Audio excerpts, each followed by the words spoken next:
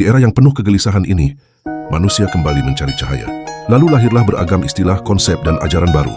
Semua menawarkan kedamaian, namun sering tak menyentuh akar terdalam dari jiwa. New Age tumbuh dari keinginan untuk memahami misteri diri. Tentang vibrasi, frekuensi, energi kosmik, seolah manusia bisa membentuk semesta hanya dengan pikirannya.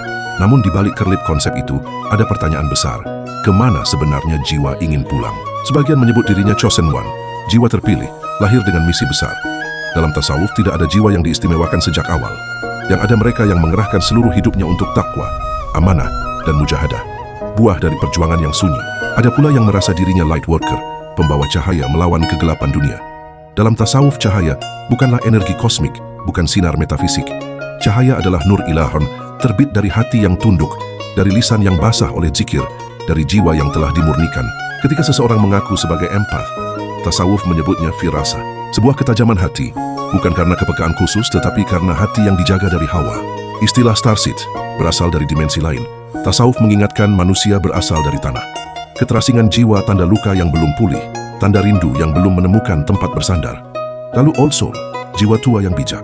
Padahal kebijaksanaan dalam Islam bukan umur ruh, melainkan kedalaman hati, kejernihan basrah, dan hikmah pada mereka yang dekat kepadanya. Shadow work, penyembuhan sisi gelap. Tasawuf menyebutnya muhasabah, melihat bayang-bayang nafsu untuk diarahkan agar tunduk kepada cahayanya. Inner child healing.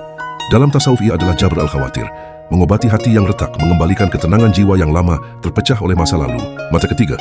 Dalam tasawuf disebut basyarah, kejernihan yang Allah bukakan pada hati yang jujur, lembut, dan taat. Vibrasi energi.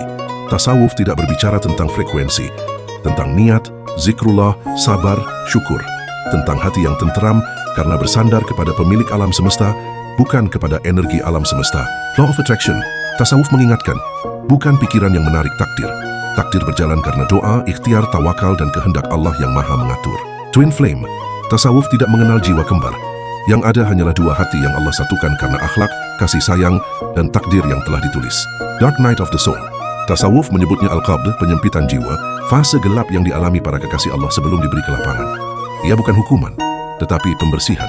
Bahaya terbesar dari semua istilah ini bukanlah kata-katanya, tetapi kesombongan halus yang membuat manusia merasa istimewa, merasa cukup tanpa syariat, terjebak ilusi spiritual yang jauh dari Allah. Karena pada akhirnya, cahaya yang kita cari bukan berasal dari luar, melainkan dari satu sumber yang abadi, Nur Allah.